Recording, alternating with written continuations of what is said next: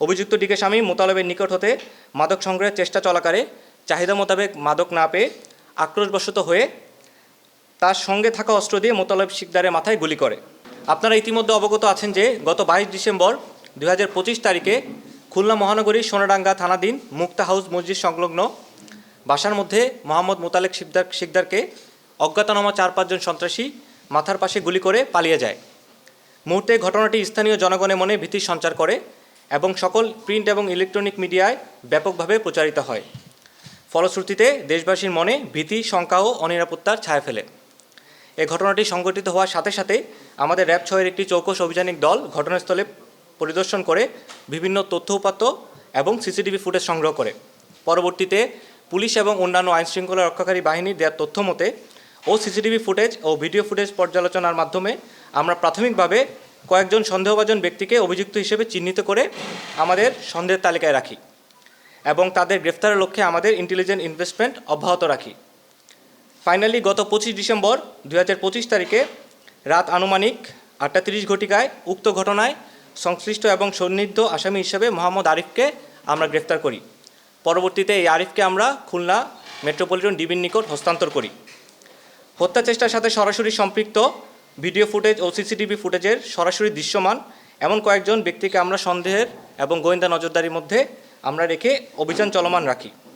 এই প্রেক্ষিতে গত 26 ডিসেম্বর 2025 তারিখ রাতে আকিজ নিয়ে এলো বিশ্বমানের বেবি ডায়াপার মাম্মাম কটনের সফট ম্যাটেরিয়াল, বাবুকে দেবে র্যাশ ফ্রি সুপার কমফর্ট। বিশেষ অভিযান পরিচালনা করে সোনাডাঙ্গা এলাকার বসুপাড়া হতে শীর্ষ সন্ত্রাসী শামীম সর্দার ওরফে ডিকে শামীম, যে ঢাকায় শামীম নামে পরিচিত, এবং উক্ত ঘটনায় উপস্থিত মাহাদিনকে আমরা গ্রেফতার করতে সক্ষম হই। গ্রেফতারকৃত ডিকে শামীম প্রাথমিকভাবে জিজ্ঞাসাবাদে উক্ত ঘটনার সাথে সরাসরি সম্পৃক্ত থাকার বিষয়টি স্বীকার করে এবং মোতালেব শিকদারকে সে সরাসরি মাথায় গুলি করার বিষয়টিও স্বীকার করে।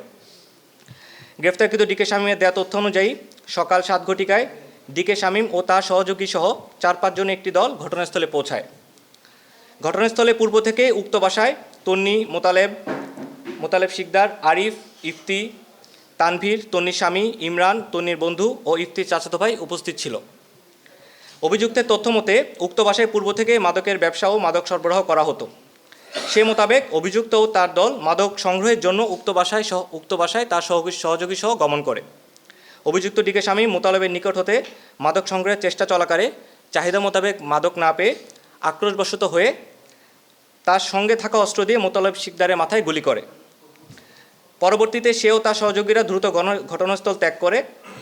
উল্লেখ্য যে ডিকে শামীম ওরফে ঢাকায় শামীম সোনাডাঙ্গা এলাকার অন্যতম একজন শীর্ষ সন্ত্রাসী। তার বিরুদ্ধে দস্যুতা, বিশেষ ক্ষমতা আইন, মাদক মামলাসহ একাধিক মামলা রয়েছে। সংগঠিত এই হত্যা চেষ্টাটি মূলত খুলনা মহানগরীর সোনাডাঙ্গা এলাকায় মাদক ব্যবসা ও মাদকের টাকা ভাগাভাগি নিয়ে হতে পারে বলে আমরা প্রাথমিকভাবে ধারণা করছি। আমরা আশাবাদী অতি দ্রুত বাকি অভিযুক্তদের আইনের আওতায় আনতে আমরা সক্ষম হব।